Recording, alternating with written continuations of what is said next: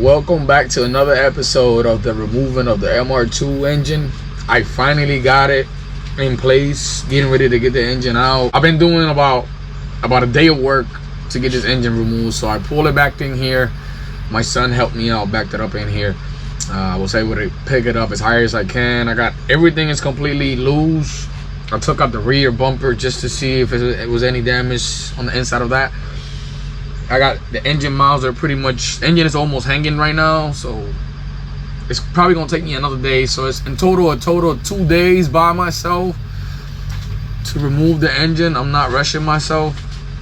I'm gonna be doing this a lot by myself anyway, so it's basically I'm just hanging on this engine mount here and the other one on the other side, and a couple of little wires that I couldn't really get to, and that's really what we got going on right now.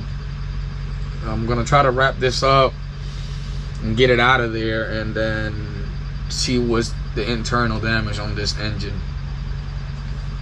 And other than that, I'm gonna keep this stuck the way it comes right now. I'm gonna keep this engine, like I was thinking about doing more things to it, like doing an intake manifold, but I'd rather keep it stuck the way it comes. I'd rather keep it and just try to see how the engine acts, how reliable it could be, and drive it like that. Maybe later down the road I'll change the intake manifold, but for now I'm gonna keep it the way it is. And because it was really low mileage on the engine. I mean, I'm gonna have to rebuild some of it on the inside, but I'm ready for that. I'm just hyped about getting this engine out of here. Like I said, it's gonna take me another day, basically like half a day to get it out. As long as I can get it out, just to kind of see what I got going on. Once I pull it out of there, I'll try to take some of the other accessories out of the engine, because at this moment there's a lot of things over here that look like they've been there. They've never been removed, so I'm not even gonna try to remove them here. I'm gonna try to do that outside and give it a good wash, because I believe this haven't been washed in the longest. So I'm gonna give you guys a little rundown of how it looks right now on the bottom and how much I was able to get out. So I was able to take out the muffler. This didn't come with the car. I actually bought this used from somebody. It's in pretty good shape. It's just a little bit dirty right now. It was brand new. I think it's never been used, and so I'm gonna keep this just the way it is. I'm not trying to do too much to it. Maybe just redone some of the downpipe on the car and stuff like that, and that's it. As in the intake manifold, this is the one that I'm gonna be using. This is the original one that came with the car, so I went ahead and, you know what I mean, washed it real good. I might black powder coat this part, that way it matches with the hyper yellow. So I'm gonna keep the hyper yellow valve cover.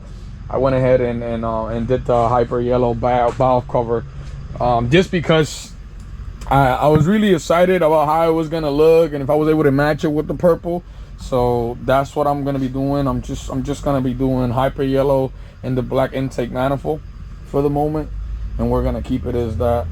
I have the T-tops off the car for now, just because I think I have a water leak, so it was getting a little bit of water inside. So now I gotta figure out where is that leak coming from, and try to see if I can get to it as soon as I can.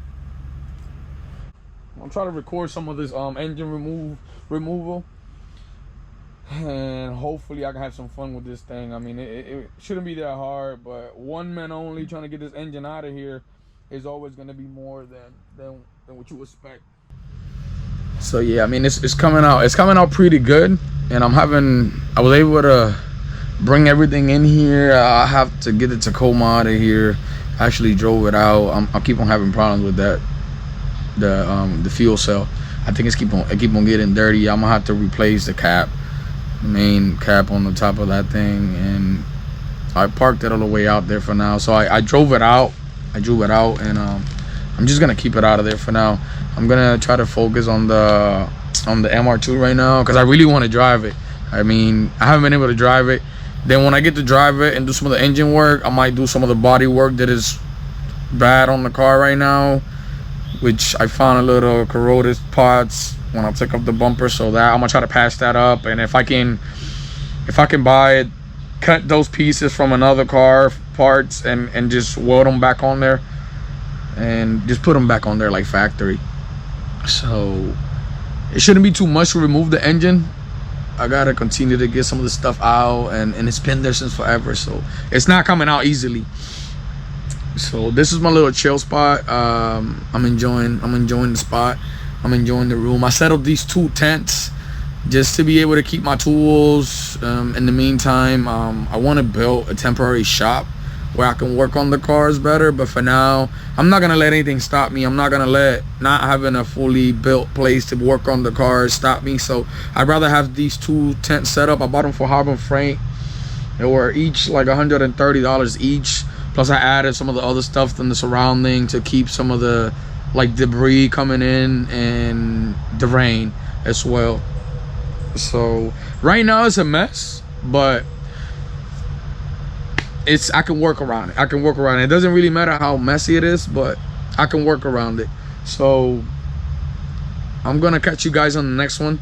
This is another episode. It's another update about the engine removal. I keep on jumping back and forth, and then definitely I'm gonna try to do this engine removal. Once I remove the engine, I'm gonna just get the car out of here. I'm gonna put the wheels back on the car, and I'm gonna get it out of here, push it out. I will be picking it up again in the air to do some of the bottom like clean up and touch up, and just check where do I need to work when it comes to the frame and the body.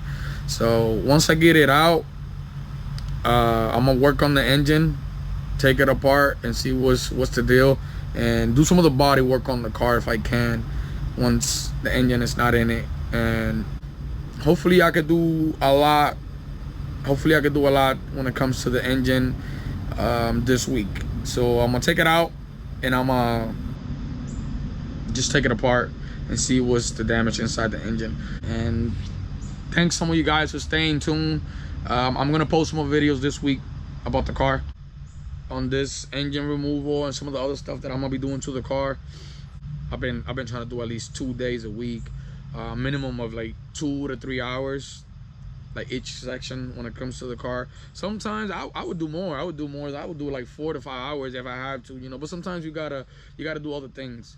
You can't just put all the time towards the cars. Think about it. We're talking about 3.5 hours, you know what I mean, each day, 2 to 3 days a week. It all depends. But definitely I'm gonna try to get this thing out this week in a couple of days and keep you guys updated. Thanks a lot for watching and subscribing, and I'll see you guys till the next one.